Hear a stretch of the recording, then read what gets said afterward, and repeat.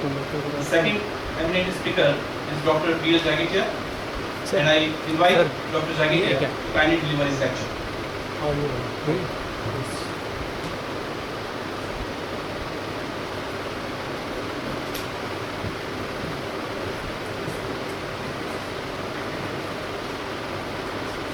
Good afternoon, respected chairman of the session, dignitaries sitting in the front row of the hall, delegates and dear students. From the morning we are hearing the physics and chemistry in detail. But the important part remains is the environment and the life. So I will deal with the environment, the pollution and the effect of pollution on the life system and how to remediate the pollutants or the pollution from the environment. So a nation to progress, development is must. But development leads the pollution problem, and the pollution is the undesirable change in the chemical, physical properties of air, water, soil, land, and this affects the life system in a very problematic way, and the hazards, it creates hazards to the life. And to cope up with this pollution problem, the conventional remediation methods are available or are being used, but these have very much limitations. These are costly, these creates problem to the microflora, and these can change the properties of the soil. So the phytoremediation or the use of the green plants to remediate the pollution problem is a alternative prospective method, and which is aesthetic one. It has the aesthetic value. It is a solar driven clean process, and it is less expensive and widely accepted by the public itself. So my topic of the presentation is phytoremediation and a report on the state of the art.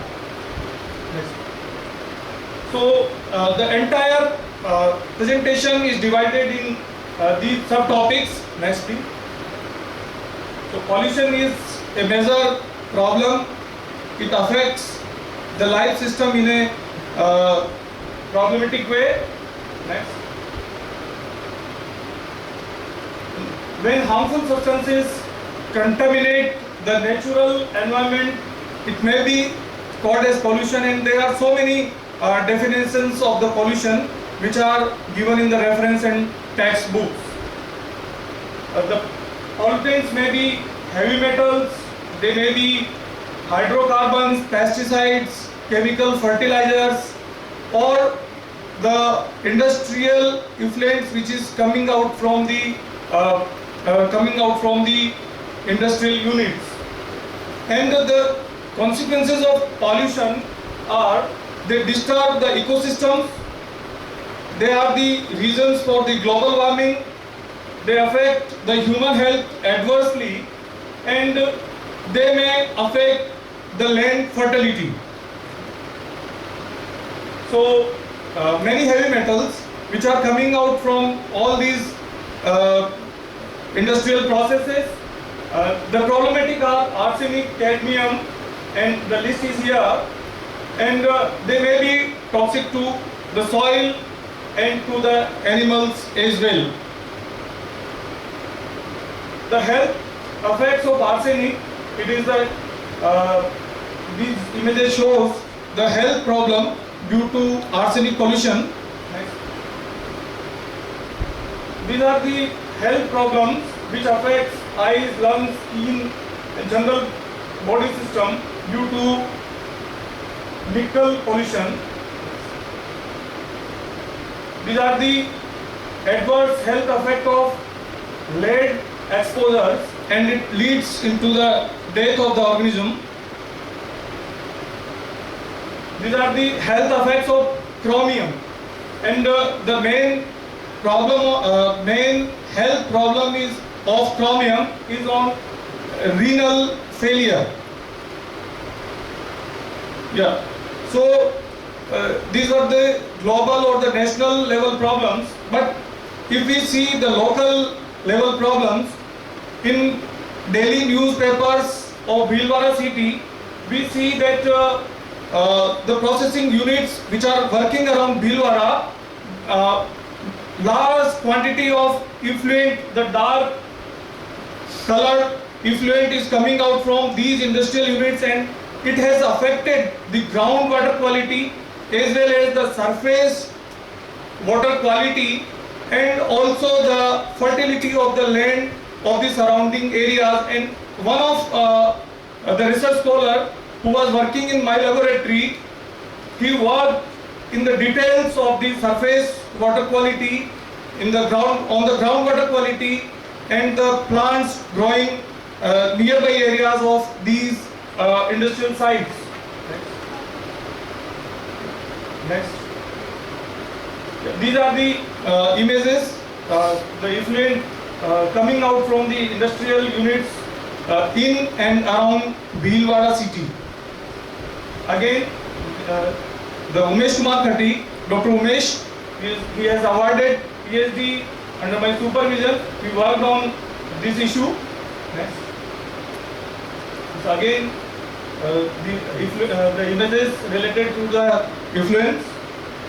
Yeah, in few processing houses, there are effluent treatment plants is there, and it is working. But sometimes this works only sometimes, and in majority of the time the effluent treatment plant remains closed due to high operative costs. Yeah, this is the group of students of our department. We visited the Hamirgarh Eco Park as well as the industrial units, a Janki process house, in where they learnt about the working of effluent treatment plant. I have also worked on the radionuclide pollution and radioactive pollution. It was a heap of radioactive tailing nearby Udaipur area.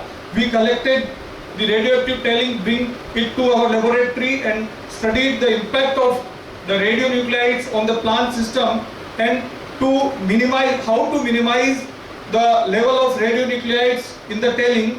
And two of our students, they have been awarded PhD degree on this aspect. And these images are the Puramri mine of uranium, which is located in Jharkhand state of India, where I visited personally, and it's an open uranium mine. And this is nearby the Jadugura mine, uranium mine. And this is the open uranium mine where we can see the tailings of uranium which is present around that mine area. Next. We also visited this mine with a special costume. Next. The cause of radioactive pollution is the nuclear bombardment. The little man and fat boy, they were blasted on Hiroshima and Nagasaki, and presently these radioactive nuclides are present in these areas. Next. So the current methods of remediate these problems, I have already discussed. These methods, the conventional methods, are to remove and transport the pollutants to the landfills or pump and treat type systems. Next. So these are the conventional methods of removal of pollutants from the environment. We can classify these conventional methods into three methods: physical, chemical and biological methods. But these methods has their own limitations.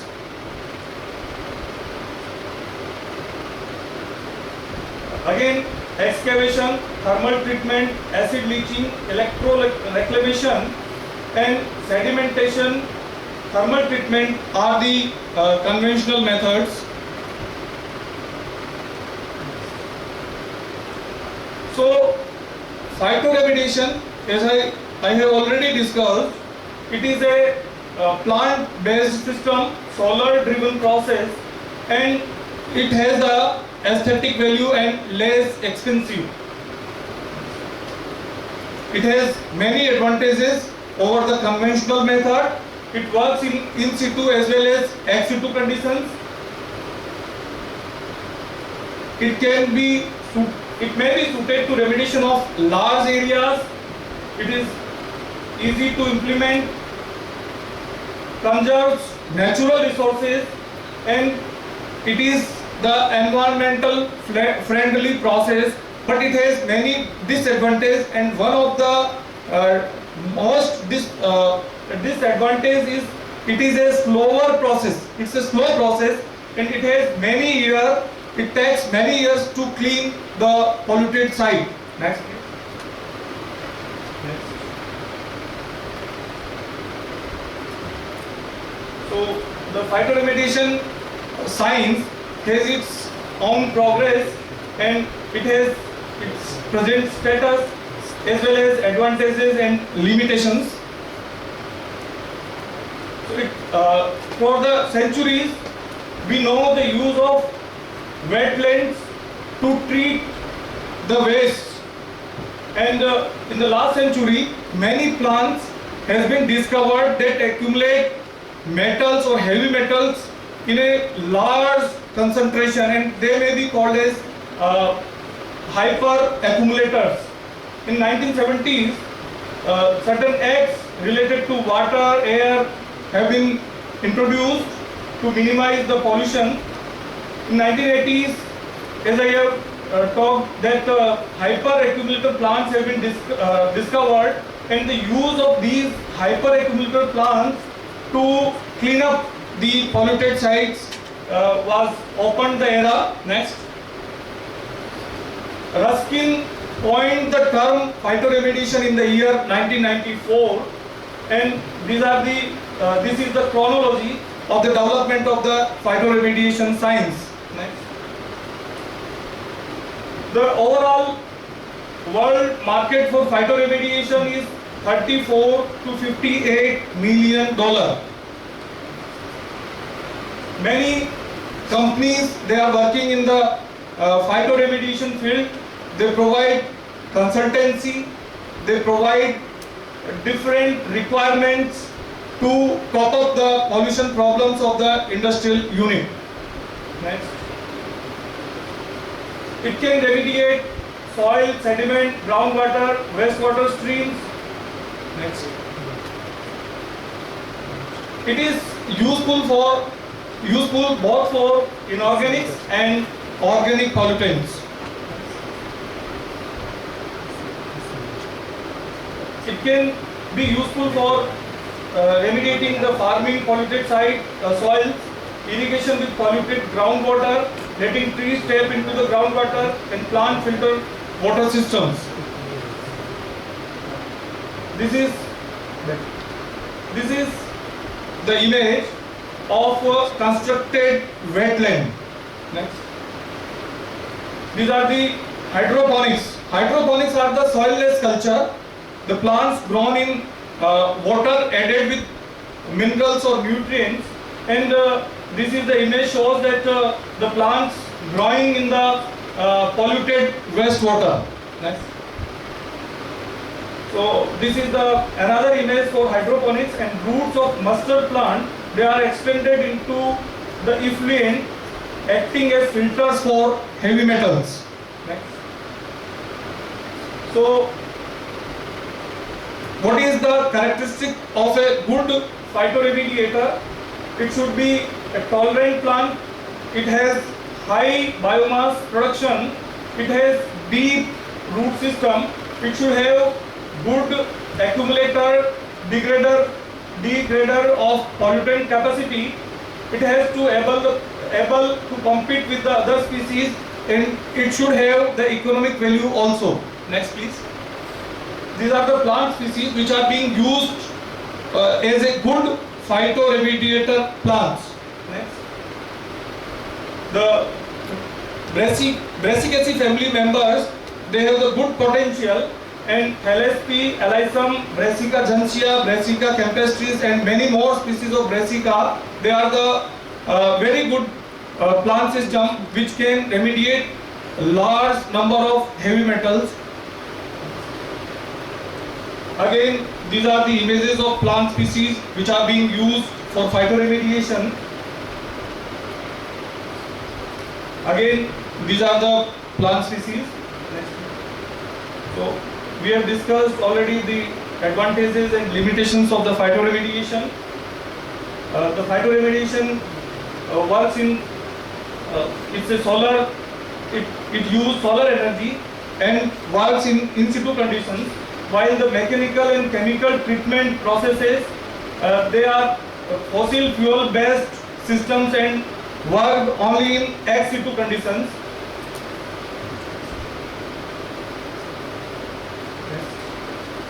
These are the advantages of phytoremediation. Limitations of phytoremediation, it's a slower process.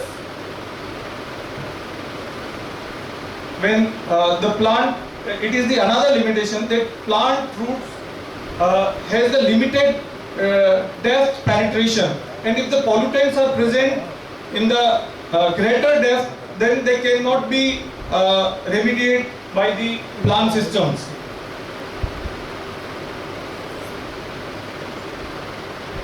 The bioavailability is another limitation, and which can be enhanced by using some metal chelators like EDTA, citric acid, NTA, oxalic acid.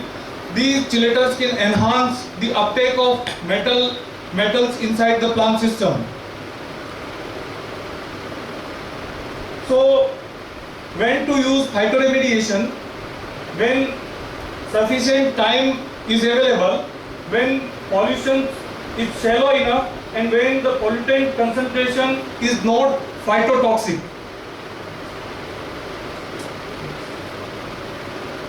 So, these are the 6 types of phytoremediations: phytoextraction, phytostabilization, phytotransformation, phytostimulation, phytovolatilization and rhizofiltration. So altogether these we can define these 6 processes as phytoremediation. So it's a conceptual model showing various phytoremediation techniques. In this model, we can see that how the phytovolatilization works, how the phytodegradation works, how the phytoaccumulation works, how phytostabilization and rhizodegradation works. Next.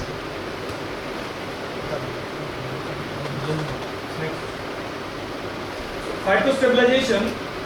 Next. It refers to the immobilization of contaminants in the soil through absorption and accumulation by the roots and precipitation within the roots. This is the phytostabilization. It has its own advantages and disadvantages. Next. So plant system reduces leaching, erosion, runoff, and plant as well as microbes may transform the pollutants to the less bioavailable forms. Next. The another process is phytostimulation. It is used for organics, mainly used for organics. Next. It is also known as rhizodegradation, and it refers to the breakdown of contaminants within the plant root zone or the rhizosphere. It has its advantages and disadvantages as well. Phytodegradation. Plant degrade pollutants with or without uptake. Plants uptake the pollutants inside it, and they can be break down in the plant system, or the pollutants can be broken down outside the plant system with this phytodegradation process. Phytotransformation, and it is also known as phytodegradation, and again this is the breakdown of contaminants taken up plants by metabolic processes within the plant. Next. Phytoextraction. Next. So, phytoextraction is the uptake of contaminants by plant roots and movement of these contaminants to the aerial part of the plant system. It is an inexpensive process. The contaminants are permanently removed from the soil, and the amount of waste material that must be disposed is decreased up to 95%, and in some cases contaminants can be recycled, but it has some limitations. Phytovolatilization.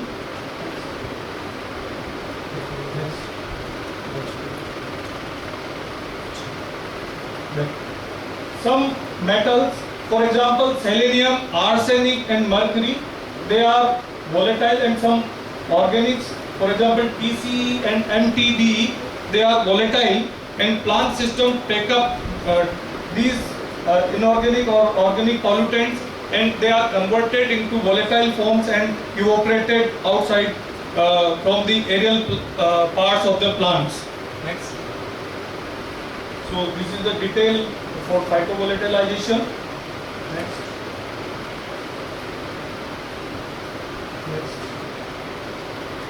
Rhizofiltration, it is another process